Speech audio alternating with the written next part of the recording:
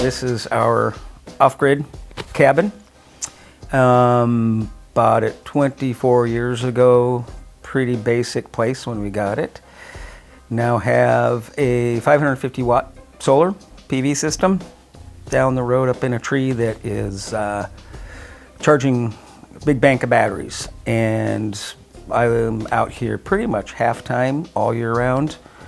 And the water, we've got a non-fish bearing stream running down through the property. So I put in a system in 1997 to capture some of that water and divert it down to the cabin here. And I thought it would last a year or two, and 23 years later it still works perfectly. I decided to bury a 5-gallon bucket 1,200 feet away in our stream, put it in, ran 1,200 feet of pipe that I got from old hardware store, Ernst Hardware, that went out of business. So $50 for a half mile of pipe, literally. And so ran 1,200 feet of it down to the cabin, figured it would last for a year. That was 23 years ago. And so I just go up there twice a year, clean out the bucket. Plenty of pressure. It's even in the dead of summer, on these particularly hot and dry summers we've been having, it still flows. So again, the springs run all the time, and again, it's just a fantastic supply of water. And we also, at the same time, decided to go with solar. And so I bought a system from Arco. The oil company used to make solar panels.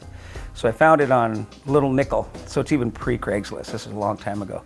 So Little Nickel want ads, got it from a guy like $2,000 for batteries, solar panels, racking, inverters, everything. And decided we have a lot of trees here. So I went 300 feet away from the cabin and about 30 feet up in a tree, mounted 8 modules totaling about 550 watts, which is just over half a kilowatt, which is very little solar. The average house you see driving through town with solar is at least 2.5 to 4 kilowatts. So we're minute amount, and it's just amazing. It runs, we've got AC and DC. So we got 12 volt DC lighting and inverters for 110 volt AC. So just a regular power that runs your house. And got a 12 volt DC marine refrigerator. It's humming in the background right now.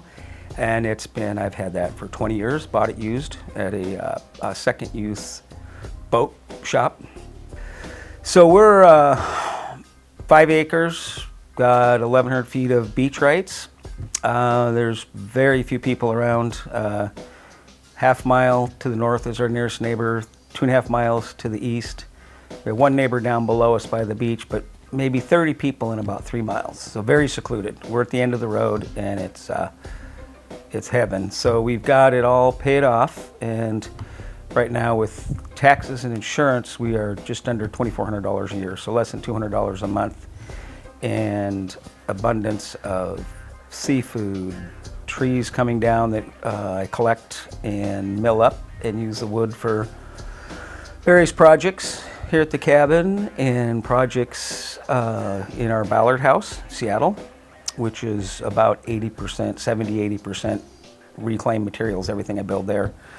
And so, yeah, again, been here since '96, and just keep chipping away at making the place better, and do a lot of forest management, work with the county and Department of Natural Resources, et cetera, to help guide us in how to, make the forest as healthy as possible.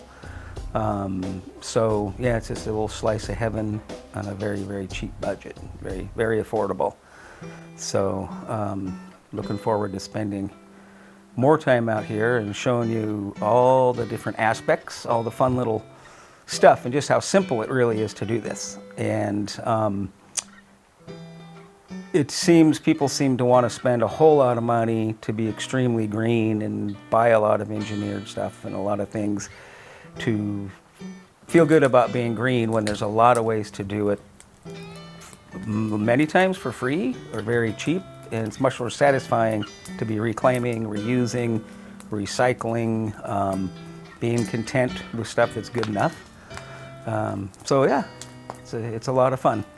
So if you like this video, please click the like button and subscribe. If I get 1,000 subscribers, I'll go ahead and keep making more videos, show you all about milling lumber, collecting water, how to live off-grid on a super low budget. Really cheap, but really good.